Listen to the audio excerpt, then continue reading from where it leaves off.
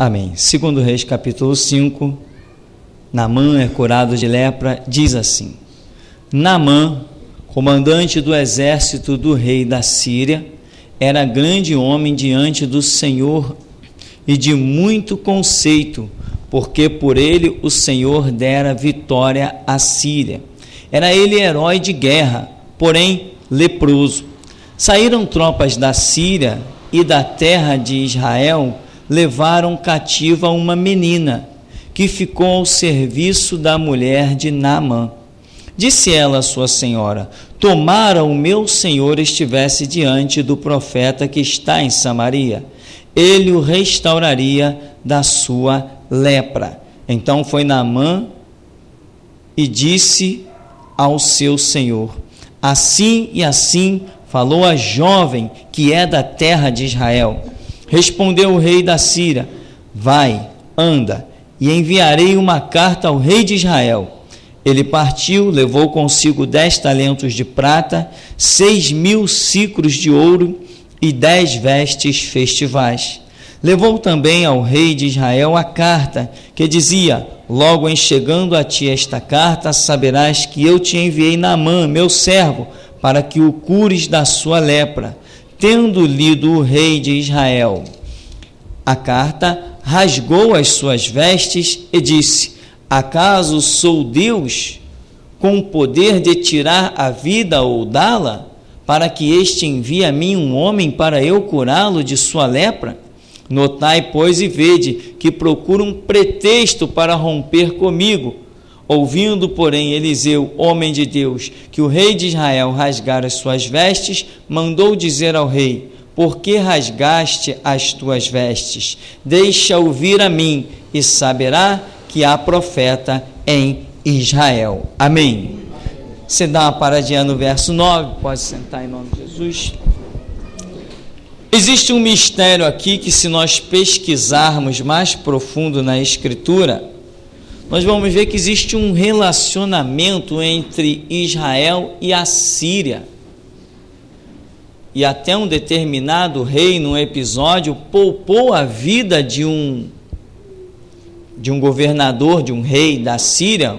Um rei de Israel poupou a vida de um rei da Síria, porque disse: tu és meu irmão. E nós vemos que Elias foi mandado para ungir um rei na Síria, né? E que relação é essa? Nós vemos aqui dizendo que o Senhor, aparecendo com letra maiúscula, que o Senhor teria dado vitória a Naamã, né? Como capitão da Síria. Então o que acontece? Nós estamos diante de uma situação em que parece que Deus tem uns olhos ali sobre a Síria e está influenciando, está tratando ali com o povo da Síria de alguma maneira. Nós vemos vários episódios, mas deixando esta parte histórica aí um pouquinho de lado, nós nos deparamos com uma situação em que, em meio às guerras, alguém é levado cativo, serve como escravo, serve como empregado. Muitas coisas aconteciam. As guerras costumam não ter regras nem limites, e aqui nós nos deparamos com isso: um capitão leproso, e uma empregada contempla aquela situação e tem a coragem de dizer: olha, em outras palavras, pelo que ela diz, eu entendo o seguinte: olha, aqui não tem Deus nessa terra que cure Naamã, mas se ele estivesse em Samaria, lá tem profeta. Convicção, irmão, entendimento. Aqui não tem, mas lá tem. Imagina a coragem dessa menina. Que é isso, eu vou falar, vai que ele resolve ir até lá e não volta curado. Não, se ele ir lá, ele sai curado. Se atender a voz daquele profeta, vai sair curado. A convicção dela é muito grande, a convicção dela é plena, ela está plenamente convicta, a ponto de chegar diante do capitão, um homem respeitadíssimo, braço direito do rei da Síria, e lançar uma palavra dessa. a notícia imediatamente correu. Por que essa notícia correu?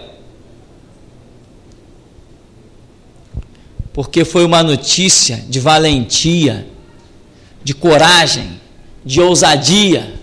Rapidinho chegou no ouvido do capitão e até do rei. Entende, irmão? Deixa Deus te usar. Deixa Deus ser Deus na tua vida. Não poupe palavras. Não te detenhas diante de nada. Ah, mas aquela menina estava cativa. Ela estava cativa sim, até fisicamente vamos considerar, estava cativa. Como Daniel estava cativo, como José estava cativo, mas quem serve a Deus é livre. Quem serve a Deus é livre. Imagina quando este homem volta da Assíria, a Bíblia não descreve, logicamente, seria detalhe demais. Como será que ele passou a tratar aquela menina, hein? Como será que esse capitão começou a olhar para aquela menina? Ele diz assim: menina, eu fui curado da lepra por causa de você. Eu nunca ia descobrir aquele profeta lá em Samaria, lá em Israel. Irmão, se você não for ousado e não for valente, as pessoas nunca encontrarão a cura do seu pecado no teu Deus. Você tem que ter ousadia, você tem que ter valentia. Ah, mas eu não posso falar porque ele é importante. Importante é Jesus Cristo. Entende, meu irmão? Muita gente, olha, você sabe que você entra nesse lugar para ouvir a verdade. Muita gente está comendo migalha porque não tem valentia, tem medo de perder emprego e desagradar patrão. Desagrada, meu irmão, porque quando você deixa de viver pelo teu salário para cumprir o projeto de Deus, você passa a viver do poder de Deus. É muito melhor, é muito mais glorioso viver do poder de Deus do que viver do seu salário. Os que servem a Deus, a Bíblia diz, os que temem a Deus, de nada tem falta. Os filhos do leão necessitam e sofrem fome, mas os que temem a Deus de nada tem falta. Então a ousadia desta menina é um registro digno. E lá vai o homem. É assim? Então peraí, separou não sei quantas vestes festivais, talento de prata e um monte de coisa aqui, como se ele tivesse que ir pagar um bom plano de saúde, né? Aí tendo o rei de Israel, quando o homem chega lá, o rei de Israel achou, não, esse camarada não é possível, ele está querendo alguma ocasião para quebrar a paz entre eu e ele quer fazer guerra.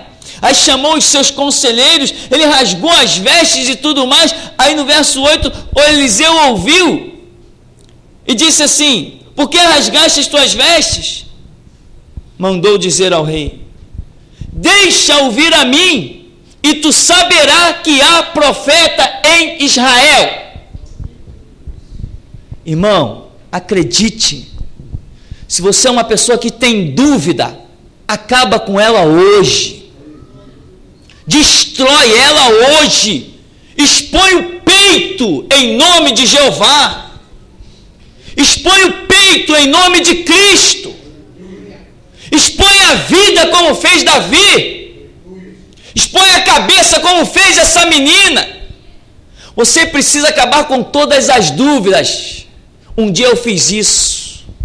Eu digo, vou fazer uma prova, eu leio Bíblia, eu oro, eu ando nos mandamentos, eu vou para a igreja, eu canto, eu participo do coral, eu evangelizo. Eu quero saber uma coisa, eu quero saber, Deus, se tu está mesmo na minha vida ou não. Eu quero partir para a guerra. Eu quero saber se eu estou vivendo uma fantasia, se Deus existe mesmo, ou se eu estou vivendo uma filosofia de palhaços. A partir de hoje eu exponho a vida. Vamos ver se essa palavra é ou não é a palavra de Deus. Irmão, ela é. A Bíblia é a palavra de Deus. O Deus revelado aqui nas páginas deste livro não está revelado na sua plenitude. Impossível que um livro pudesse conter um Deus tão tremendo. Impossível. Mas o pouquinho desse Deus é o bastante para que tu fique de pé em qualquer situação, tenha a mesa farta, tenha o corpo curado, não necessite de estender a mão para ninguém e desfaça as obras do diabo. Eliseu, você rasgou, você não é o rei? Você não serve a nação que tem o nome de Deus, Israel, e ele será príncipe de Deus? Tu não é o rei da nação denominada o povo do Senhor? Por que rasgou as tuas vestes? Deixa vir a mim. Irmão, é assim que você tem que agir. Pintou a situação, alguém quis exaltar o diabo na tua frente, parte logo para a ignorância espiritual, como eu costumo dizer na brincadeira. Se o diabo tem força e tem poder, eu só acredito se ele aparecer diante de mim. Tem que expor a vida. Ah, o meu Deus é o Todo-Poderoso. Para quê? Para eu ficar em casa orando debaixo da cama? O meu Deus é o Todo-Poderoso. Por quê? Porque toda semana eu vou para a igreja bater palma? O meu Deus é o Todo-Poderoso. Por quê? Porque eu tenho uma hora certinha para todo dia orar, às 18 horas. Só por isso? Não, meu Deus só vai ser o Todo-Poderoso quando eu realmente ir para a guerra encarar Golias. Aí ele é o Todo-Poderoso. Para que um Deus Todo-Poderoso se eu só busco a paz? Não, eu nasci para buscar a guerra. Tem obras do diabo por aí organizada? Elas precisam ser desfeitas. O que diz a Escritura? Quem enviarei? Quem há de ir por nós? Isaías contemplou e disse: eis-me aqui, Senhor, envia-me a mim. Então, meu irmão, essa é a atitude, convicção plena. Deixa ele vir a mim e tu saberás que há profeta em Israel. Veio, pois, Naamã com seus cavalos, seus carros, parou a casa na porta da casa de Eliseu. No verso 10, então Eliseu lhe mandou um mensageiro dizendo: vai, lava-te 7 vezes no Jordão, e a tua carne será restaurada e ficarás limpo. Irmão, aqui tem tanta lição que eu peço a misericórdia de Deus para nos capacitar. Eliseu sabia quem estava do lado de fora. Sabia ou não sabia? Ah, se sabia. Aquela comitiva carregando prata, carregando ouro, aquelas velhas, ele sabia quem estava lá de fora. Pois ele não quis aparecer, para que aquele homem general não dissesse assim: poxa, eu sou general, todo mundo quer vir na minha presença. Quem anda na presença de Deus não interessa com a presença de mais ninguém. Essa é a filosofia do meu ministério. Tem que ser do seu também.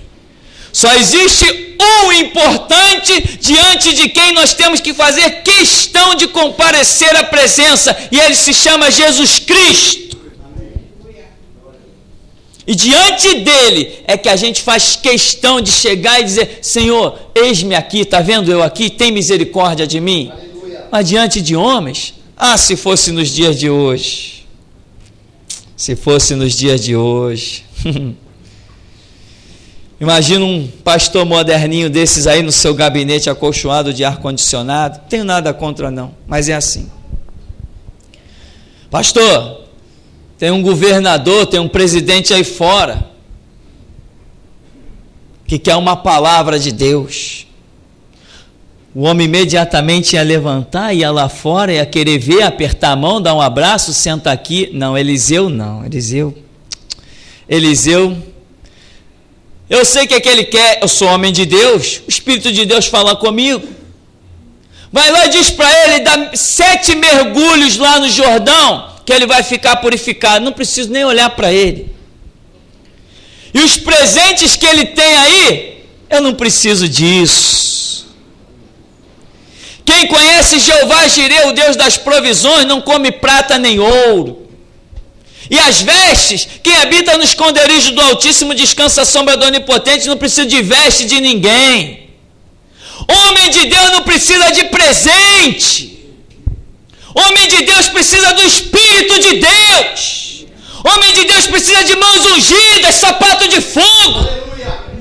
Homem de Deus precisa da espada do Espírito. Homem de Deus precisa ser labareda de fogo na presença de Deus. Homem de Deus não precisa de coisa da terra. Homem de Deus tem que receber do alto, do céu. Homem de Deus tem que elevar os olhos para os montes e saber que o seu socorro vem do Senhor. A mesa pode estar farta ou pode estar vazia, mas não precisa de presente do ímpio. Os que servem a Deus de nada têm falta. Lá vai Eliseu, mandou um mensageiro. Vai lá, lava. Aí Naamã, no verso 11, porém muito se indignou, se foi, dizendo, pensava, olha aí, ó, pensava aí. Claro, Eliseu sabia, homem de Deus, ligado com Deus, Eliseu já sabia, esse camarada quer que eu vá lá fora, ele se acha importante, ele pensa porque tem comitiva, que eu tenho que olhar na cara dele. Ele pensa porque ele é líder de exércitos lá na Síria, que o domínio dele de exército aqui vale alguma coisa. Aqui, o domínio do exército é pelo Senhor dos exércitos. E lá está Naamã. Se indignou. Pensava eu que ele sairia, olha aí, a ter comigo. Por-se-ia de pé, invocaria o nome do Senhor seu Deus, moveria a mão sobre o lugar da lepra e restauraria o leproso. É uma coisa séria demais. Meu irmão, você é sacerdote do Altíssimo, você é profeta de Deus, você é ministro do Evangelho, não deixa que as pessoas te manipulem, senão tu não presta para o reino. Eliseu está na presença de Deus. Deus, tu tem que operar na vida desse homem, quer, então, qual é a palavra? Vai lá, ó, transmite lá para ele. Transmitiu, quer ouça, quer deixe de ouvir. Essa é a palavra, quer ouça, quer deixe de ouvir. Mas olha, o homem já instituiu uma regra, muitas vezes é assim, os cristãos criam uma regra para Deus também operar. Ele vai vir, Deus vai operar por esse caminho, vai vir a cavalo, vai soltar, vai pegar um metrô, Deus vai vir ali, vai curar, vai restaurar. Não, Deus vai fazer, vai levantar um vizinho para me dar um dinheiro. Não, eu estou em dificuldade, Deus vai levantar alguém para bater na minha porta, vai não sei o que lá. Cria-se regras para Deus operar. Dificilmente se imagina que a rocha vai dar água no deserto. Dificilmente imagina-se que o mar vermelho vai abrir. Dificilmente imagina-se que o rebanho das codornizas vai baixar no arraial. Dificilmente imagina-se que os corvos vão levar comida para Elias, ou que o anjo vai descer e colocar o pão sobre as brasas incandescentes de pedra. Nós sempre temos a mania de dizer, Deus, meu escravo, vem cá, opera da maneira que eu quero. Mas quando nós nos colocamos como escravo, nós vemos que o Senhor é poderoso. O problema são as regras. Lá ia esse homem a continuar debaixo da maldição dele, lá da lepra dele, e ir embora, porque não tinha humildade. Não importa por que caminho vem a palavra, importa se é a palavra de Deus. E ele não soube reconhecer. É um capitão. Peraí, como é que é? Eu fazer o quê? Aí está aqui, ó.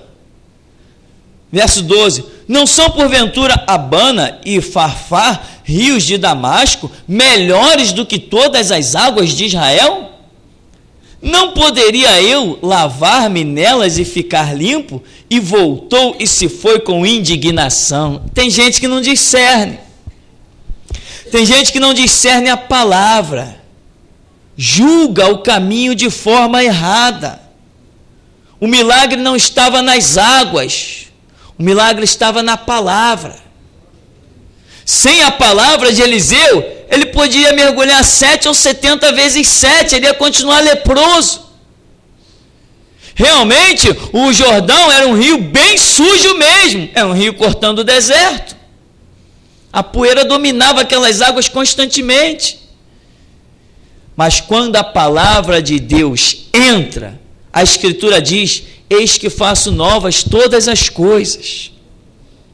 E lá foi ele, totalmente indignado, porque a regra que estava dentro da cabeça dele não funcionou.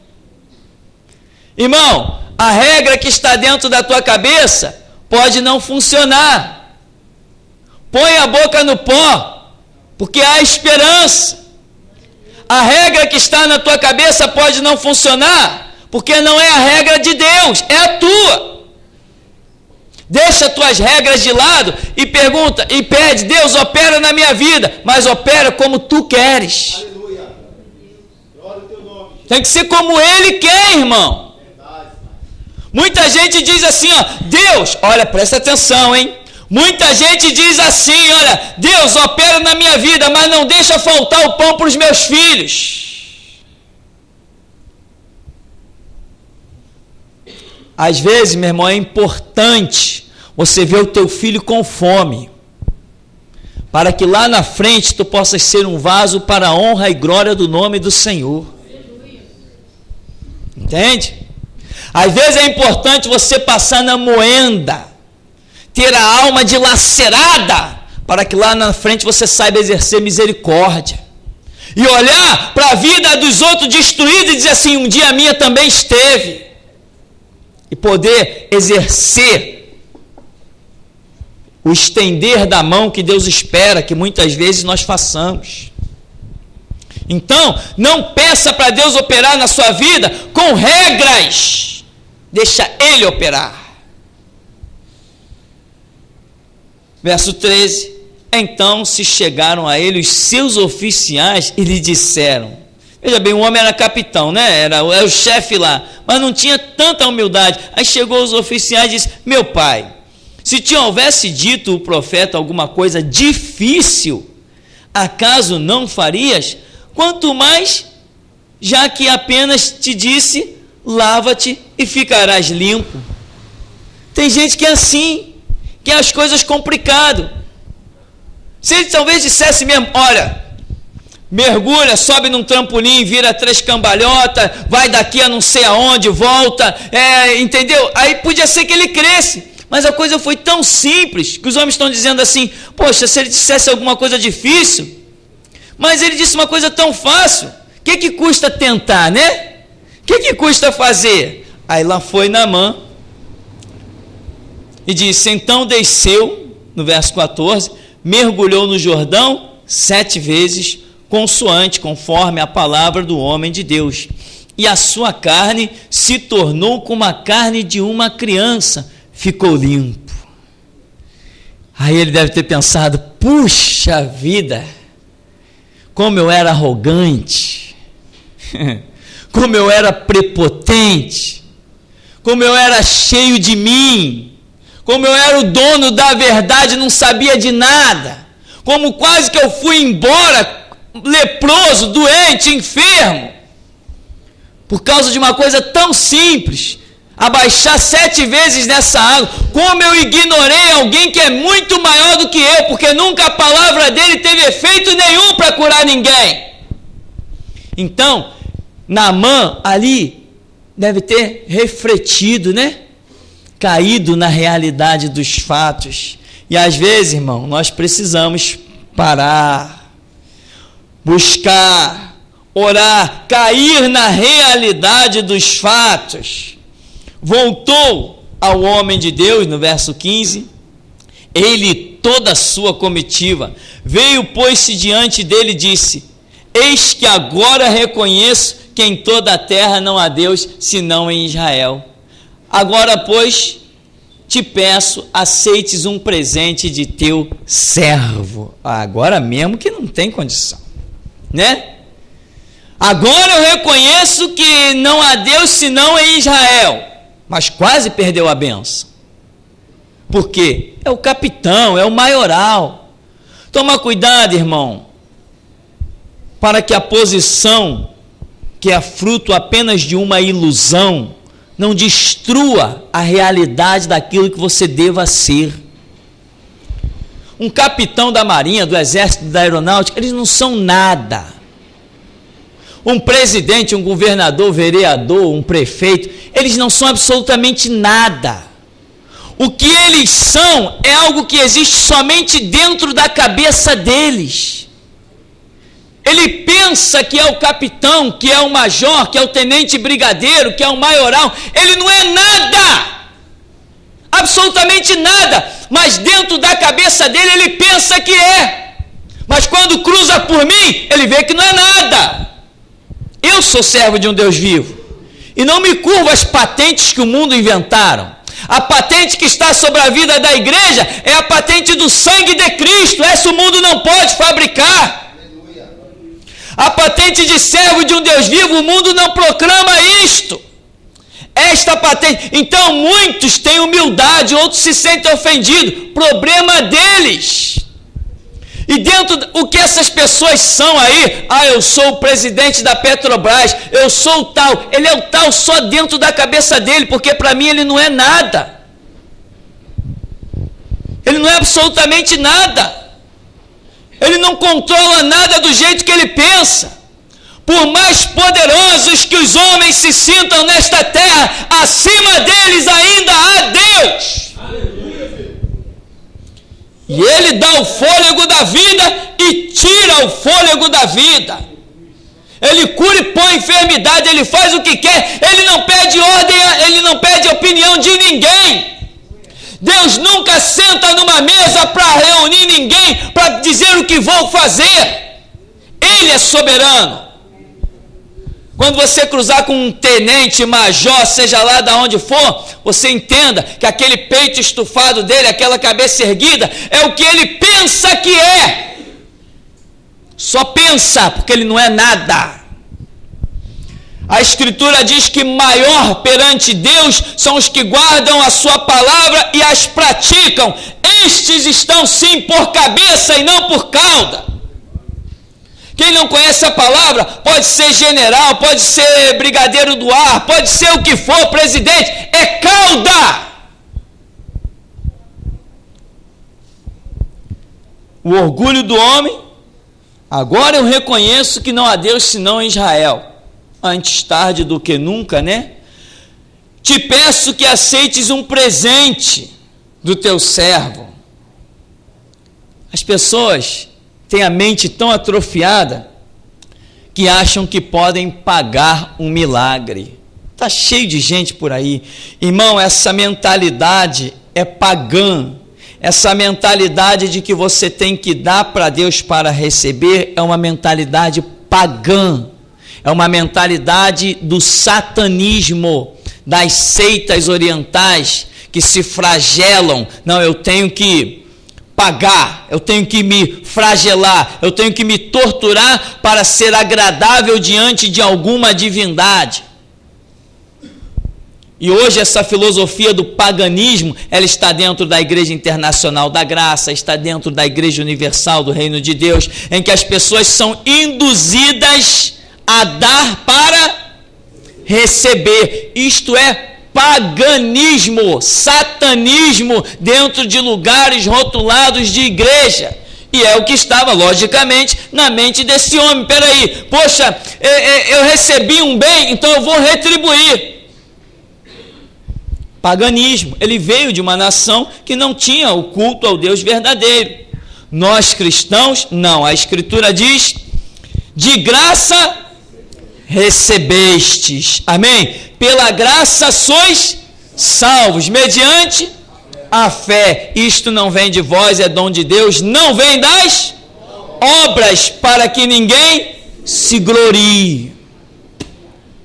Entende? Essa mentalidade de que tem que dar para receber é paganismo, e tem muita gente vivendo uma constituição mental pagã. Hoje eu estou aqui com o meu dízimo, eu vou dar o meu dízimo, esse mês Deus vai me abençoar, amanhã Deus vai me abençoar, mês que vem Deus vai me abençoar. Semente pagã. Não tente comprar nada de Deus, Porque a Escritura diz: quem primeiro deu a ele para que lhe seja restituído, porque dele, por ele, para ele são todas as coisas, glória pois a ele eternamente, amém. A Escritura diz: invoca-me no dia da angústia, eu te livrarei e tu me glorificarás. Não tenta comprar Deus. Isso estava na mente de Naamã, lógico, não vivia na terra de Israel. Verso 16, porém, Eliseu disse: tão certo como vive o Senhor, em cuja presença estou, não aceitarei. Estou com ele para que o aceitasse, mas ele recusou. Nos dias de hoje. É de Deus. É ou não é? Nos dias de hoje, o que você quer me dar, hein? Puxa, o que você quer me dar? Deixa eu escolher. É ou não é? Hoje a mente do homem está cativa a um mercenarismo barato. Mas Eliseu não. Vivia lá o seu dia a dia com seu pão, com a sua água. Vivia do que levavam para ele realmente muitas vezes, às vezes trabalhando lá, como a gente vê em outros episódios, quando ele estava junto na construção da cabana, com o machado caiu na água, está lá no seu dia a dia. Quantos no lugar de Eliseu diriam assim: puxa, o que é? O que você quer me dar aí? Não, é de Deus, eu estou mesmo precisando. Pode estar precisando, mas tem que viver de acordo com o que Deus quer. Tem mais, meu irmão, presta atenção. Presta atenção, você vai precisar, vão bater na tua porta para te dar e você vai ter que recusar. Se não recusar, Deus não vai operar. Deus vivo, Deus de poder e glória. Deixa bater na tua porta, mas diz que não quer, não precisa, porque teu Deus proverá. A mesa pode estar vazia, a geladeira vazia, mas Deus proverá. Aleluia. No verso 17 disse Naamã: se não queres, peço-te que ao teu servo seja dado levar uma carga de terra de 2 mulos, porque nunca mais oferecerá este teu servo holocausto nem sacrifício a outros deuses, senão ao Senhor. O que o homem tinha? Qual era a visão dele? Não, vou levar dessa terra aqui, porque eles tinham a ideia. Por que isso aqui? A ideia que se tinha naquele tempo era que cada terra, cada território tinha um deus da terra. Então ele falou: eu vou levar dessa terra para poder invocar esse Deus lá onde quer que eu ande. Por onde eu for, eu vou levar dessa terra aqui. Ele pretendia na cabeça dele certamente fazer um altar com aquela terra para poder invocar o Deus de Israel, porque existia a mentalidade errada de que o Deus era um Deus local, um Deus regional. Então ele quis, a conversão desse homem a esse Deus de Eliseu foi instantânea depois da cura, e ele queria levar a terra para a terra dele, a terra mesmo, do chão, porque ele achava que o Deus daquela terra ia também acompanhá-lo. E ele diz: não oferecerei sacrifício a outros deuses, senão ao Senhor.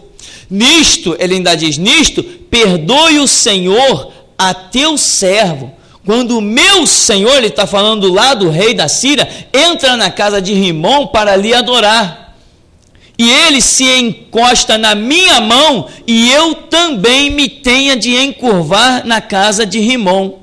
Quando assim me prostrar na casa de Rimom, nisto perdoe o Senhor a teu servo. Eliseu lhe disse: vá em paz. Sabendo que ele ia fazer isso, Eliseu disse: vá em paz. E nos dias de hoje? Não, meu irmão, você não pode.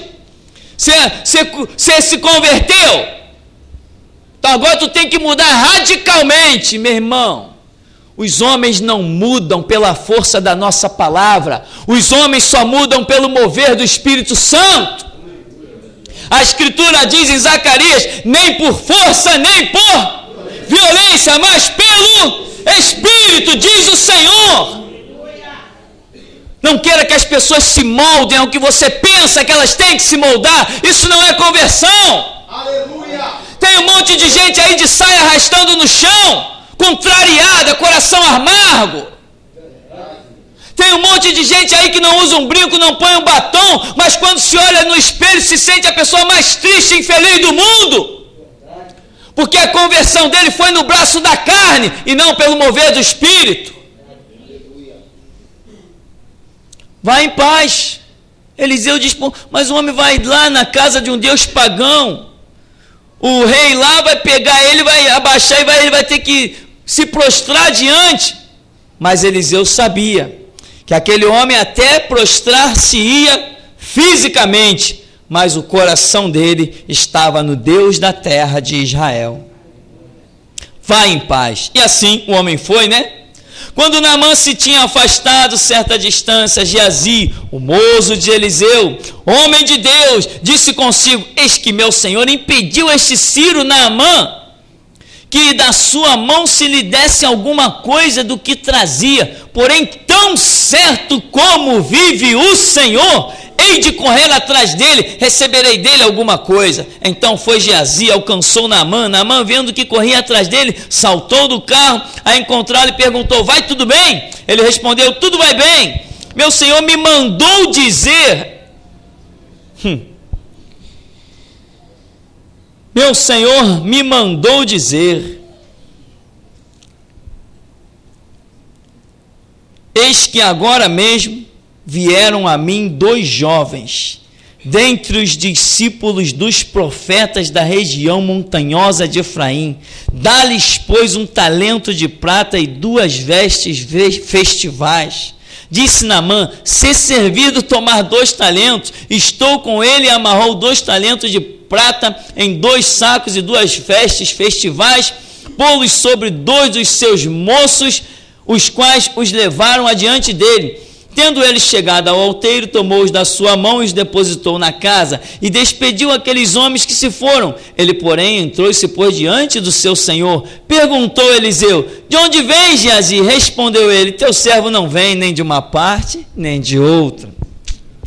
Cuidado, irmão, cuidado para que a mentira não se torne uma verdade, e que sustente só a nós mesmos, né? Ninguém pode mentir diante daquele que tem os olhos como chama de fogo. Quem vai se esconder de Deus? A Escritura diz, se eu tomar as asas da alva ou habitar nas profundezas do mar, até ali a tua mão me guiará, me alcança, a tua destra me sustenta, os teus olhos me veem. Não tem para onde fugir. Não tente esconder não, irmão, nada de Deus. Tem um pecado aí na tua vida? Joga ele hoje no chão diante dos olhos de Deus. Acaba com ele. Ele está te aprisionando, ele está te aguilhoando, ele está te perseguindo, ele está dando a brecha para o diabo agir na tua vida. Confessa ele, larga ele hoje aí. Aleluia. Deixa Deus agir mesmo. Seja transparente. Senhor, pequei, errei, não vou encobrir diante de ti. Estou pronto a receber o castigo, mas sei também que as tuas misericórdias se renovam a cada manhã. Faz-me um servo, faz-me um vaso novo. Não adianta querer esconder pecado, irmão. Não dá para esconder. O nosso Deus é onisciente. Errou, não tenta justificar. Não tenta justificar. Tem pessoas que erram e fica o tempo todo querendo buscar uma razão no seu subconsciente para justificar o seu erro. Meu irmão, se você está certo ou se você está errado, vai e diz para Deus, Senhor, errei, tem misericórdia, acabou a história, encerra essa briga. Aleluia. Deixa Deus ser Deus. Não diz a Escritura, seja todo homem mentiroso, mas Deus sempre verdadeiro. Confessa, se você não está errado, Deus vai dizer que não tem do que te perdoar. Mas se você está errado, Ele vai te dizer, eu te perdoo.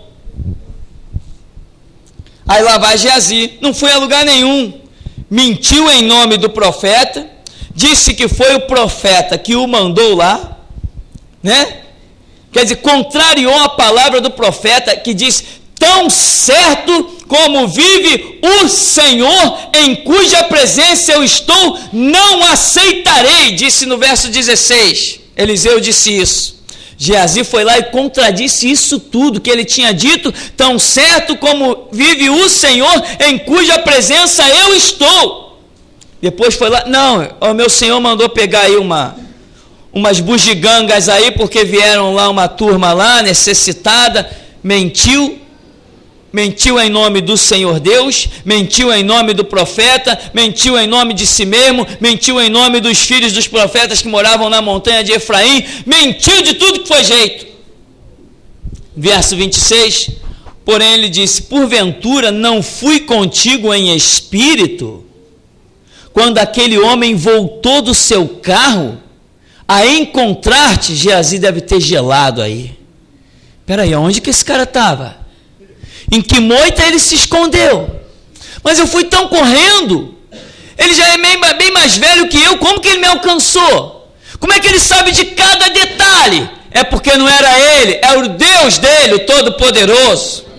E esse é tremendo, esse sabe os detalhes da nossa vida, esse sabe cada passo que a gente dá, esse sabe com quem a gente se encontra, esse sabe os nossos pensamentos, a nossa oração, esse sabe o nosso louvor, esse sabe tudo que precisamos, tudo que temos, tudo que somos. Ele sabe tudo, e ele vai no detalhe. Olha, eu não fui contigo, não foi Eliseu que foi com ele, mas Deus foi com ele. Eu não te vi no caminho, eu não vi aquele homem descer do carro dele, encontrar com você. Geazi aqui deve ter congelado. E aí ele continua dizendo: era isto ocasião para tomares prata e para tomares vestes, olivais e vinhas, ovelhas e bois, servos e servas? Portanto, a lepra de Naamã se apegará a ti e a tua descendência para sempre. Então saiu de diante dele leproso, branco como a neve. Irmão, eu ouso declarar e pensar que Geazi esperou qualquer coisa, mas essa ele não esperou. Quem é que botava a mesa para Eliseu? Geazi. Quem passava dia e noite conversando com Eliseu? Geazi. Quem comia botando a mão no mesmo prato que Eliseu? Geazi. Quem estava o tempo: vamos para tal lugar? Lá vai Geazi atrás. Vou para tal lugar? Lá vai Geazi. Dormiam lá no mesmo cômodo? Lá está Geazi. Participavam das mesmas orações? Lá está Geazi. Vamos louvar a Deus? Lá está Geazi louvando. Vamos orar? Vamos orar juntos, o tempo todo junto. Quem lançou o juízo contra Geazi? Eliseu ou Deus? A resposta você vai descobrir nas suas orações. Eu creio que você já tem. Mas, irmão, ministério é ministério. Quando um homem desse que está dizendo: olha, tão certo como vive o Senhor, em cuja presença eu estou. Quando um homem desse diz: assim diz o Senhor, acabou a história. Não tem amizade, não tenho partido pão, não tenho comer na mesma mesa, não tenho participado das orações, não tenho participado do louvor, não tem ser amigo, não tem ser chegado, não tem ser parente, não tem ser pai, mãe, filho, não tem. Quando Deus entra na história, ele não olha parentesco nem amizade. Muita gente não entende isso. Esse Geazi caminhou anos, o futuro desse Geazi era promissor. O futuro de Geazi estava sendo preparado uma glória. Certamente ele ia substituir Eliseu. Era o que sempre acontecia. Aquele homem que Deus determinava para acompanhar um profeta de fama, na Escritura, ele vinha substituir o profeta. O futuro de Geazi era promissor. Meu irmão, o que corrompeu os olhos de Geazi? Foram as coisas da terra. Eleva os olhos para os montes. O meu socorro vem do Senhor. Meu irmão, não deixa que as coisas da terra te corrompam, porque eu vou te dar uma notícia. Elas foram postas aí para isso. O dinheiro não é a raiz de todos os males, mas o amor ao dinheiro é. Querem te oferecer ouro? Você viveu até aqui sem eles? Querem te oferecer prata? Você viveu até aqui sem eles? Se nós muitas vezes passamos dificuldade e até fome, hoje temos a mesa farta, será que vamos trocar a glória de Deus pelo brilho do ouro?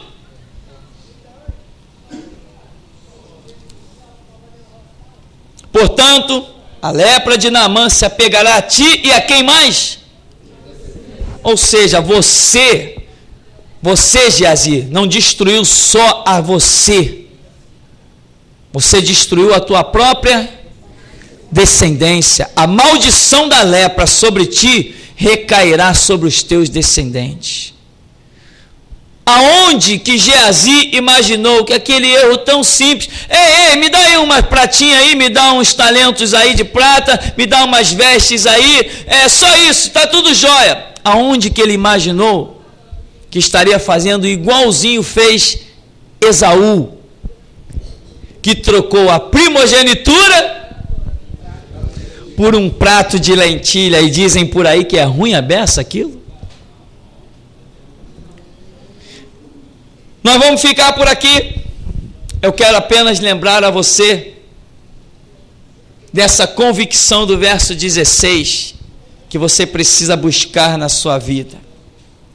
Porém, ele disse: tão certo como vive o Senhor, em cuja presença estou. Amém? Que assim seja, meu irmão, com todos nós, dia após dia. Convicção: se eu estou na presença do Senhor, eu tenho que receber do Senhor. Eu trabalho para Deus, então quem tem que pagar o meu salário é Deus. Eu trabalho para Deus, então quem tem que botar o pão na minha mesa é Deus. Eu trabalho para Deus, então quem tem que dar a cura do meu corpo é Deus. Eu trabalho para Deus, tudo que eu precisar, natural, material, espiritual, tem que vir de Deus. Se eu detectar que não vem de Deus, eu não quero. Por mais bem intencionados que sejam os homens, se eu ando na presença de Deus, o que vem a mim, eu tenho que ver sobre aquilo a unção e a graça de Deus. Que o Senhor então nos abençoe em nome de Jesus.